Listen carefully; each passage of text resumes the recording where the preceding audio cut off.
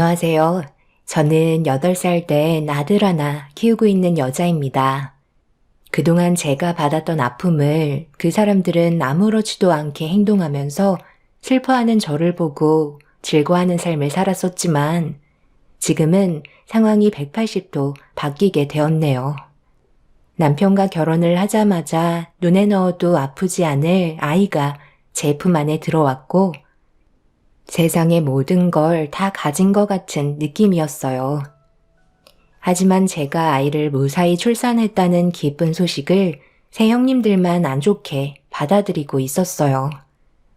그 이유는 새형님들은 전부 다 딸을 낳았지만 저만 시댁 집안에서 첫 아들을 볼 수 있었거든요. 그렇게 되다 보니 시부모님의 관심과 사랑이 전부 저에게로 돌아와서 그런지 새형님들은 그런 모습을 보고 안 좋은 시선으로 질투를 하셨어요. 제 입장에서는 상당히 난감한 상황이었죠. 형님들은 저도 딸을 낳아야 집안의 균형을 잡을 수 있다며 아들 낳는 걸 탐탁지 않게 생각했어요. 저도 형님들의 어이없는 태도에 당황스럽기도 했었지만 애써 웃어 넘기긴 했지만 성별이 아들이라는 걸 알게 되면서 못마땅하게 생각한 형님들은 저를 막대하기 시작했어요. 성별을 제가 결정할 수 있는 것도 아닌데 새 형님들은 시부모의 관심과 사랑이 제 아들에게만 쏟아지는 게 싫다며 대놓고 아들을 낳은 저에게 상처되는 말을 아끼지 않았습니다. 아들 봐서 시부모님 관심 한 번에 받으니까 기분 좋은가 봐.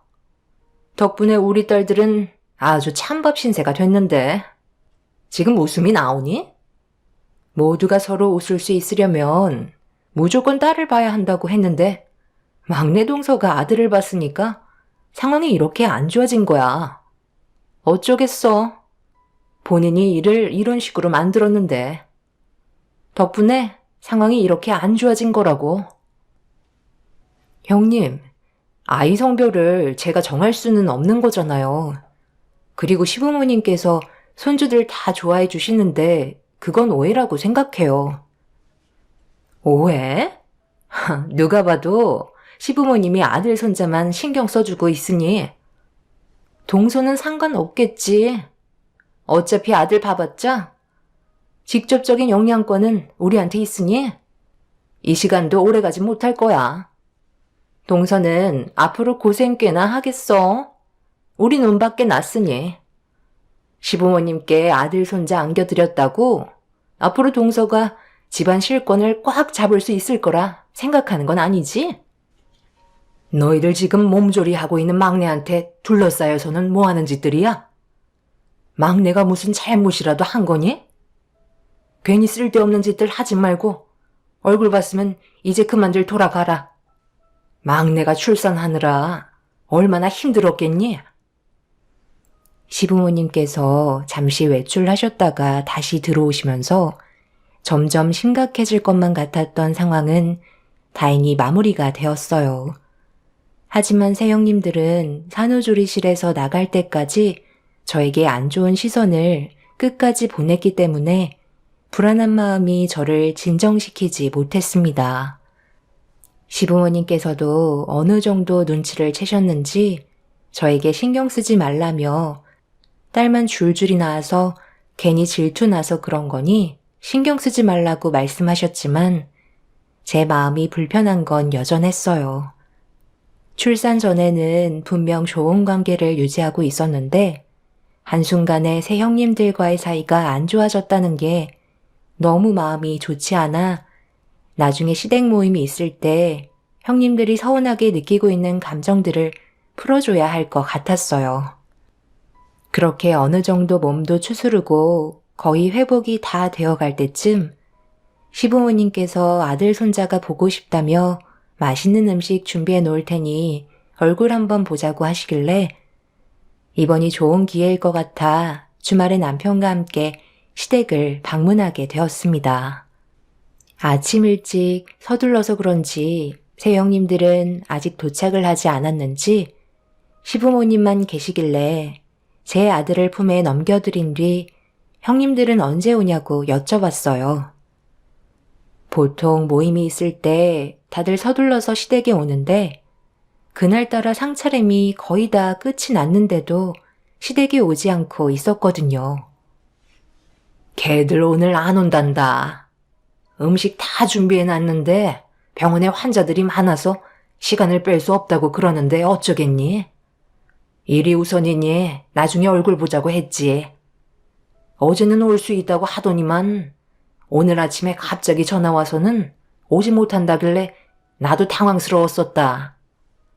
저녁에 시간 되면 그때라도 온다고 했으니까 너무 신경 쓰지 말고 상 다 차려놨으니 밥부터 먹자. 걔들 안 봐도 뻔하지. 막내가 아들 낳았으니 배 아파서 안 오는 거잖아. 괜히 싫은 소리 듣는 것보다 오지 않는 게 스트레스 안 받고 좋으니까 그냥 우리끼리 시간 보내도록 하자고. 서로 얼굴 붉혀봤자 내 손자한테 안 좋은 모습만 보여줄 거 아니야? 여지껏 우리가 아들, 딸 안 가리고 손녀들을 얼마나 이뻐했는데 이런 것 가지고 토라지면 되겠어? 한두 살 먹은 나이도 아니고 의사인 며느리들이 참 잘하는 짓이다. 밥 다 식겠다. 어서 들거라. 아들, 뭐하고 있어? 빨리 오지 않고. 그녀한테 전화가 와서요. 오늘 저녁에도 못 올 것 같다네요. 아무래도 병원 일이 다들 바쁜가 봐요. 이럴 때는 의사보다 너처럼 사업하는 게 속 편하다니까. 쉴 땐 쉴 수 있고 사장이니 누가 뭐라 하겠어? 저번 산후조리실에서 새 형님들이 저에게 함부로 대했던 행동들을 보고 기분이 많이 상하셨는지 그날만큼은 형님 내외 식구들 얼굴을 보고 싶어 하지 않으셨습니다. 시댁에 있는 동안 시부모님께서 손자를 돌봐주시는 덕분에 마음 편히 쉬면서 즐거운 시간을 보내고 있었는데 날이 어두워지자 시모는 저녁 식사를 준비하려고 주방으로 들어가셨고 시부와 남편은 서재에서 대화를 나누고 있던 도중 밖에서 차량 라이트 불빛이 거실을 향해 비치고 있었어요. 그때부터 제 심장 박동수가 빠르게 올라가기 시작하고 있는데 현관문을 열며 새 형님 네 분들이 줄지어 들어오고 있었네요. 뭘 그리 놀라고 그래? 우리가 오지 못할 수도 있다고 한 거지. 아예 안 온다고 하진 않았는데. 마음 편히 쉬고 있었나 봐. 형님 오셨어요? 지금 수유 중이라 일어나지 못해서 죄송해요. 어머님은 저녁 준비하신다고 주방으로 들어가셨어요. 동서가 벌써부터 개념을 상실했네. 나 때는 수유하더라도 큰형님 오면 아이 안고 자리에서 일어나 인사드렸는데. 그럴 수도 있지. 재수씨가 아들을 낳았잖아. 그거 하나로 이미 끝난 거 아닌가? 당신도 부러우면 아들 낳던가. 내가 나이가 몇인데 지금 아이 가지는 건 말이 안 되지. 그리고 아들이라는 확신도 없잖아. 어머님, 저희 왔어요. 못 온다고 그러더니 어떻게들 시간이 났나 봐. 같이 병원 생활하니까 시간 맞추는 게 쉽지가 않지. 배고플 텐데 가지고 온 짐들 대충 정리하고 들어와서 저녁부터 먹도록 하자. 이 양반은 애들 왔는데 서재에서 왜 안 나오는 거야? 시모가 서재를 향해 새형님 네가 왔다는 말에 시부와 남편이 문을 열고 거실로 나왔습니다. 시부는 굳어진 표정으로 아무 말도 없이 주방으로 들어가 자리에 앉으셨어요. 저도 어느 정도 수유가 끝난 상태라 아이를 눕히고 남편 옆에 착석한 뒤에 함께 모여 식사를 하면서 분위기를 살피고 있는데 저 빼고 모두 술을 곁들이면서 대화를 주고받던 도중 셋째 형님이 갑자기 시부에게 불만을 터뜨리면서 아슬아슬했던 집안 분위기는 급격하게 안 좋아지고 말았습니다. 아버님, 정말 너무하신 거 아니세요? 막내 동서가 아들 손자 안겨드려서 기분 좋으신 건 알겠는데요. 저희가 손녀 안겨드릴 때와는 너무 다르게 감정 표현을 하시니까 솔직히 많이 서운한 건 사실이에요. 내가 너희들을 서운하게 했다고? 그저 막내가 아들 낳아서 자격지심 느끼는 건 아니고 지금까지 손녀들 봐오면서 싫은 내색했던 적 단 한 번도 없었다. 너희들이 아들 안겨주겠다며 큰소리 쳤다가 전부 다 딸만 줄줄이 낳아서 괜히 그렇게 생각하고 있었는데 막내가 아들 보니까 배 아파서 괜히 심술 부리는 거 내가 모를 줄 아니? 너희들 이러려고 내 집에 온 거야? 술 한 잔 걸치더니 눈에 뵈는 게 없지? 쓸데없는 말 할 거면 그만 돌아가. 아버님, 왜 저희한테 소리를 지르세요? 그대로 느꼈던 걸 솔직하게 얘기한 것뿐인데 서운했던 감정들 얘기도 못하나요? 그만들 좀 해라.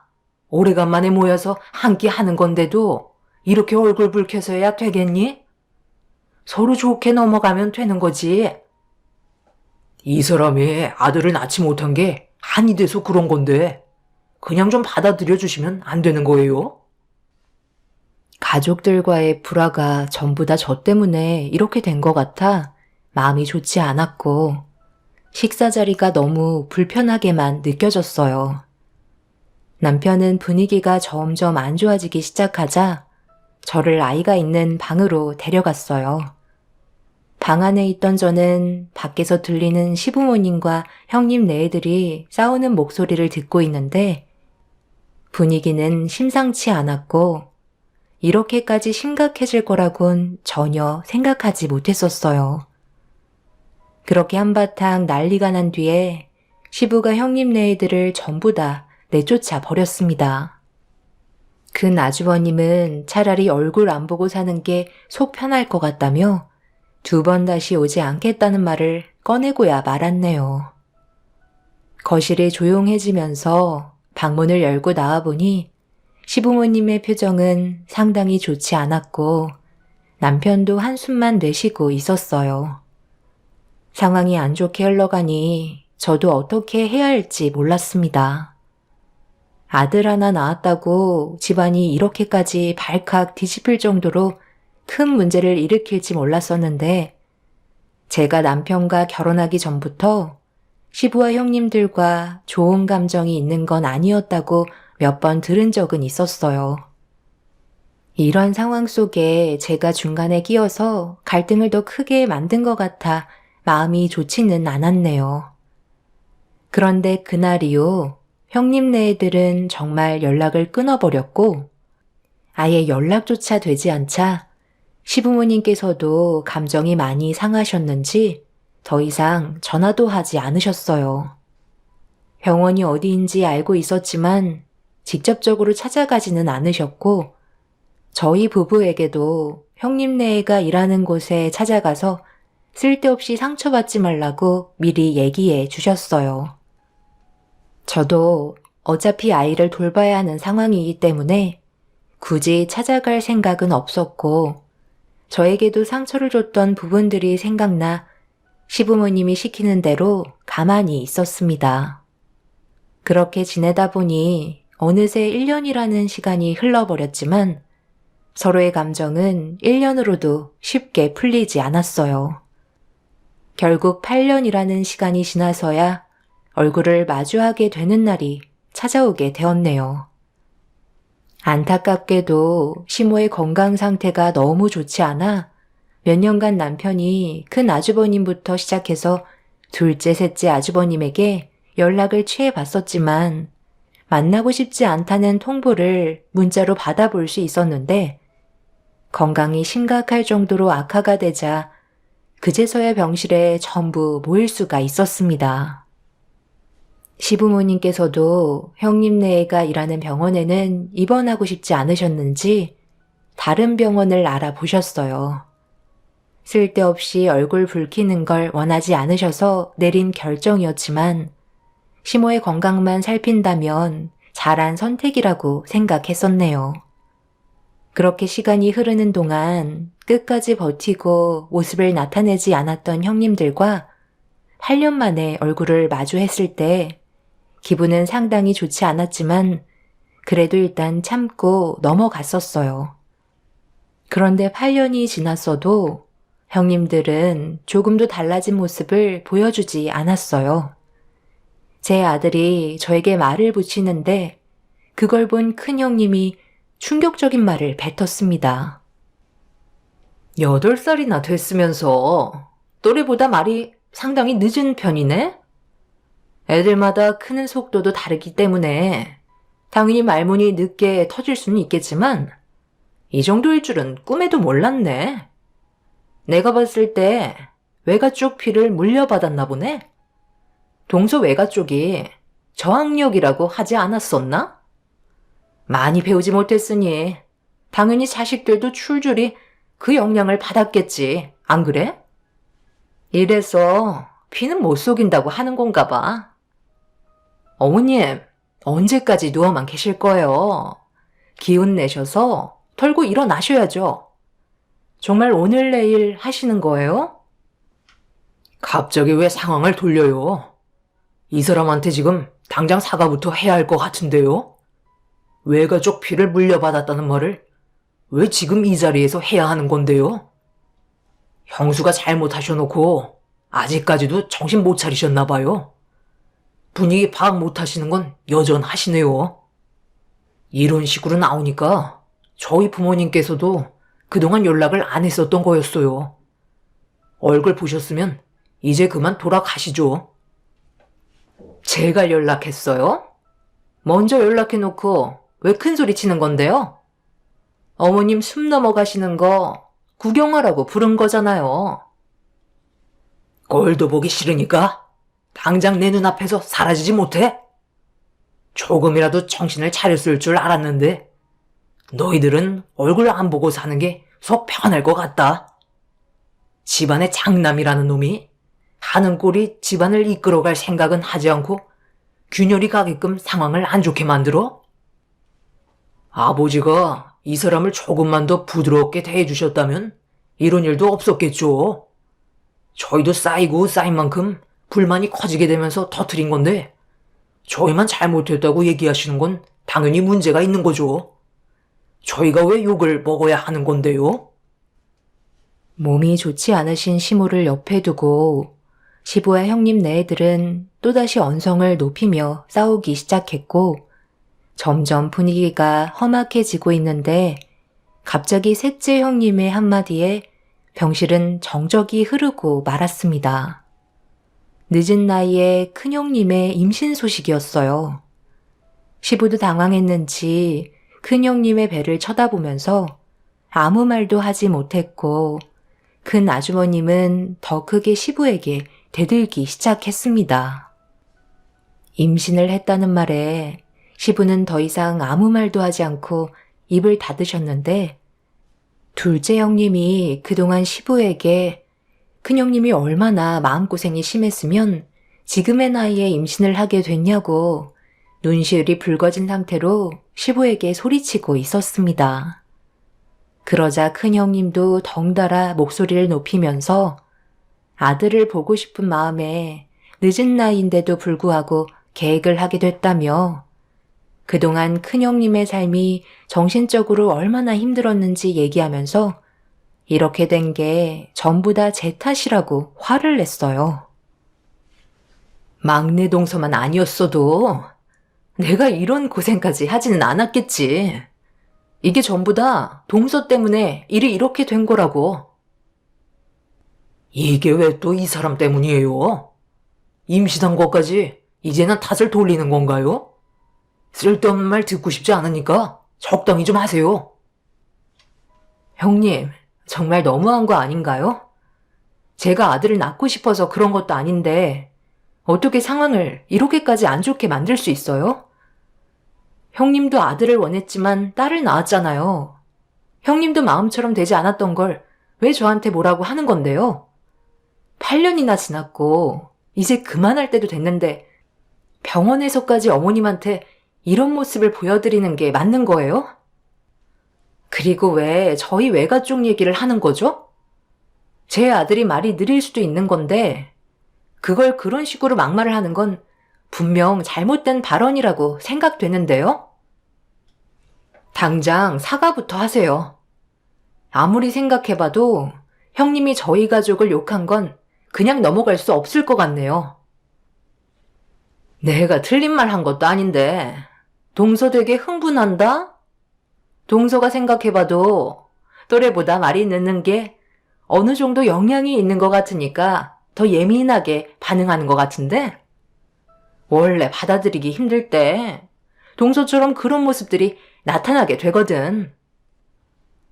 결국 저마저도 이성을 잃어버려 큰 형님과 언성을 높이면서 싸우게 되었고, 관계 회복은 절대로 좋아질 수 없다는 걸 확실하게 깨달을 수 있는 시점이었습니다. 그렇게 병실에서 한바탕 난리가 난 이후에 형님네 애들은 돌아갔지만 병실에 남아있는 저희 부부와 시부모님은 정신적으로 많이 힘든 상태였어요. 남편도 그렇고 저도 상상했던 건 그래도 가족이고 시모의 건강이 많이 안 좋은 상태에서 서로 잘못한 게 있어도 용서하고 다시 예전처럼 좋은 관계를 유지하는 거였는데, 정반대의 상황이 오게 되면서 계획했던 대로 풀어나가질 못해 많이 당황스러웠었죠.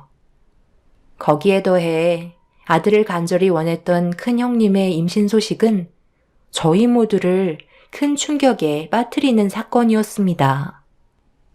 그날 이후 시모의 건강 상태는 점점 더 악화가 되어갔지만 의사인 형님네들은 시모가 걱정이 되지도 않는지 더 이상 병실을 찾아오지 않았어요. 남편은 가족들이 시모가 세상을 떠나야 장례식에 올 것 같다며 지금의 상황들을 답답해하길래 저 또한 이런 관계를 평생 동안 유지하는 건 문제가 있다고 생각했기 때문에 어떻게 하면 해결할 수 있을지 고민을 안 할 수가 없었어요. 결국 제가 생각한 건 함께 모인 자리가 아닌 개인적으로 형님들을 따로 만나서 속에 있던 안 좋았던 감정들을 전부 다 털어내는 게 좋을 것 같아 무작정 형님들이 근무하고 있는 병원으로 향하게 되었어요. 이 모든 게 저 때문에 생기게 된 상황이라고 했으니 제가 바로잡을 수 있으면 부딪혀 보고 싶었습니다. 그렇게 병원에 도착해서 형님들이 담당하고 있는 진료 상담실이 어디인지 확인해 보기 위해 안내 데스크로 걸어가고 있는데 새 형님이 때마침 어디론가 급하게 걸음을 옮기길래 저도 그 뒤를 따라가던 도중 이상한 한마디를 듣게 되면서 저도 모르게 몸을 움츠린 채 모든 걸 엿듣고 말았습니다. 숨죽이면서 새 형님들에게 듣게 된 말은 저에게 엄청난 충격을 안겨주었고 말도 안 되는 사실을 어떻게 처리해야 할지 몰라 일단 급하게 다시 집으로 돌아올 수밖에 없었네요. 그때 제 귀로 들었던 새 형님들이 나눴던 대화는 온몸에 소름이 돋을 정도로 엄청난 사건이었기 때문에 단순하게 처리할 문제는 아니었어요. 가족 모두를 속이고 있는 말도 안 되는 충격적인 사건이었죠. 새 형님들이 나누던 대화 속에 모든 걸 한순간에 무너뜨릴 결정적인 단서는 있었지만 저 혼자 감당하기에는 엄청난 일이라 남편에게 이 사실을 숨기지 않고 얘기해야만 했어요. 한참 동안 듣고 있던 남편도 사색이 된 얼굴로 입을 다물지 못했고 많은 고민에 빠졌는지 쉽게 결정을 내리지 못하고 있었어요. 시부에게도 이 사실을 알려야만 될 정도로 엄청난 일이었지만 연세가 있으신 터라 혹시라도 쓰러지실까봐 그게 걱정이 되었던 거죠. 한참 동안 고민을 하던 남편은 그래도 시부께서 모든 걸 아셔야만 정리가 될 수 있을 것 같다며 전화로 얘기하는 것보다 직접 시부의 얼굴을 보고 설명드리는 게 좋을 것 같아 다시 병원으로 향했고 시모를 간호해주고 계신 시부께 따로 자리를 만들어 남편이 심각한 상황을 전부 다 설명해 나갔어요. 시부 역시 경악을 금치 못했고 조용히 넘길 수 있는 문제는 아니라면서 일정대로 진행하기로 계획을 하게 되었습니다. 결국 저희 부부와 시부는 새 형님 네애들의 일정이 잡혀있는 의료진 세미나 장소로 가게 되었고 새 형님은 저를 보자마자 당황한 눈빛을 보이면서 급하게 제가 있는 곳으로 달려왔네요. 지금 여기가 어딘 줄 알고 찾아온 거야? 할 말이 있으면 전화를 하면 되잖아. 빨리 안 돌아가? 이제 곧 세미나 시작이라고. 형님, 제가 여기를 왜 왔겠어요? 그리고 저 혼자만 온 것도 아니에요. 아버님이랑 남편도 지금 저기에서 걸어오고 계세요. 집안 망신시킬 일 있어? 아무 연관도 없는 사람들이 왜 여기까지 온 건데? 연건이 있으면 연락할 방법은 많잖아. 내가 쓸데없이 여기까지 왔겠니? 내 눈으로 직접 보고 싶어서 찾아온 거다. 내 아들들은 전부 어디 간 거야? 아버지, 연락도 없이 갑자기 이렇게 찾아오시면 어떡해요? 전화로 얘기하면 되잖아요. 지금 이 자리가 얼마나 중요한 자리인지 알지도 못하시면서 왜 이렇게 무책임한 행동을 하시는 거죠? 너는 임마 아버지가 여기 오겠다고 해도 무조건 뜯어 말렸어야지. 너까지 뭐하러 여기까지 온 거야? 그렇게 할 일이 없냐? 경비 부르기 전에 당장 나가세요. 미련한 놈. 너는 아직까지도 정신을 못 차렸니? 지금 네 옆에 있는 그네 뱃속에 있는 아이가 누구 애일 것 같아? 아버지, 대낮부터 술 드셨어요? 갑자기 그게 무슨 말이에요? 당연히 제 아이죠. 제발 그만 돌아가 주세요. 아주버님, 큰형님 뱃속에 있는 아이는 아주버님 아이가 아니에요.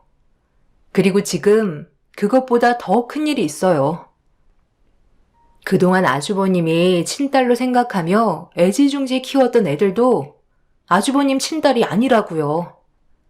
그걸 저희만 빼고 전부 다 비밀을 유지하면서 지금까지 모른 척하고 있었어요.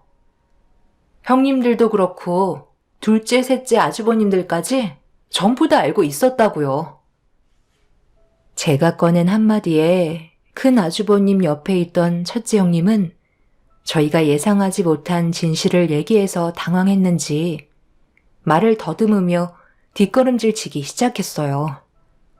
그리고 옆에 있던 둘째, 셋째 형님네에는 급하게 자리를 빠져나가려 했지만 큰 아주버님이 세미나장이 떠나갈 정도로 큰 소리 치면서 첫째 형님을 붙잡고 무슨 말이냐며 상황 설명을 듣고 싶어 했네요. 첫째 형님은 저희가 헛소리 한다며 그 자리를 빠져나가려 했지만 아주버님이 강하게 붙잡고 화를 내기 시작하자 세미나장 주변에 있던 다른 의사분들이 웅성거리면서 모여들기 시작했고 이성을 잃어버린 아주버님이 형님을 바닥으로 패대기 친 순간 갑자기 의사들 사이를 비집고 넘어진 형님을 부축한 의사가 형님의 몸 상태를 살피면서 부축해 주었네요. 누가 봐도 갑자기 나타난 그 사람이 형님과 불륜관계라는 걸 알 수 있는 상황이었고 아주버님은 아무 말도 하지 못한 채 현실을 부정하고 있었습니다. 첫째 형님이 아주버님과 결혼했을 당시 형님은 아주버님 말고도 병원의 다른 의사와도 감정을 주고받고 있던 상태였어요.